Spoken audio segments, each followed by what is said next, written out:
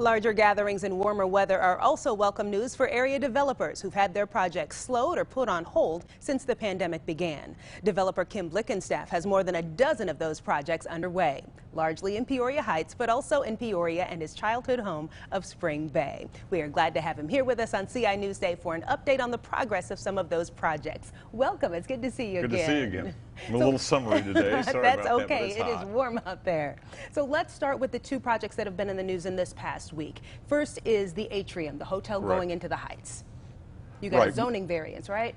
Right, we did. It was a small variance for height and setback, but our operator, Columbia Hospitality, which is out of Seattle, has about 30 properties or so. And what they've seen in their chain is that those properties that were not quarantined are packed.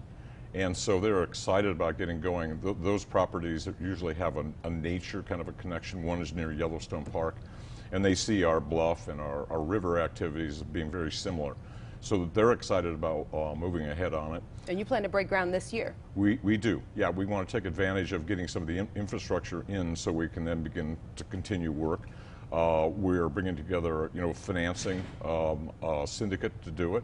The design is locked in, and we were already picking out the furnishings on it and the colors. You're going to love it. It's a blend of sort of a modern and natural feel. So the bluff and how the colors change in the fall will really be a part of what we do. Also in the Heights, the Pump House is now going to be a Willy Wonka sort of style candy shop. Willy Wonka, yeah, that's right. Tell me about that. Yeah, the Pump House is actually a WPA 1934 Franklin Roosevelt Works project. And so it was very historically done on the inside. It was really cute. It almost looks like a French chalet. It's got 2 stories.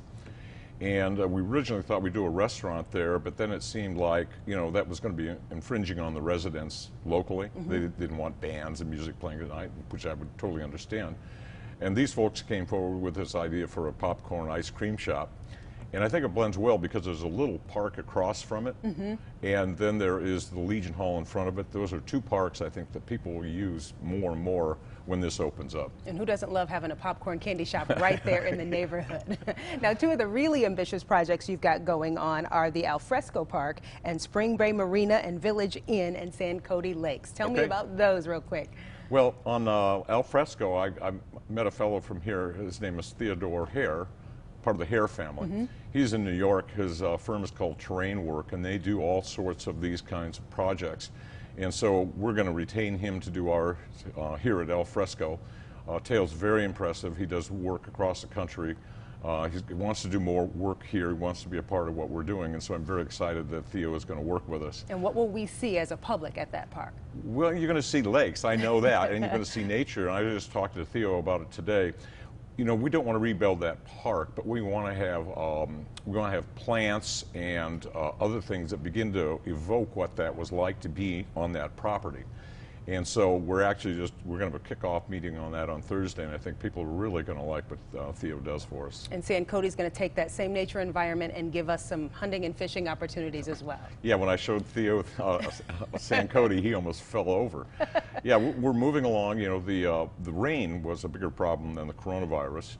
We have anywhere from 40 to 50 people working in tractors and graders and that sort of thing on the property. And it's 220 acres. They're isolated. So work progressed. We're slowing down a little bit by getting our tents in, things like that came through New Orleans. But we're getting close to opening up. We made a couple of little changes along the way. We had to put a retaining wall to retain soil, and we actually made it look like starved rock. We had the guys go up and study it, and it's got a waterfall that drops into a little pool, and then the kids slide into the kids' swimming hole. You certainly know how to bring the buzz. So much going on. Thank you for your input and your enthusiasm, and for helping make us a great place to be. Kim Blickenstaff, thanks for being with us. You're watching CI Newsday. We'll be right back.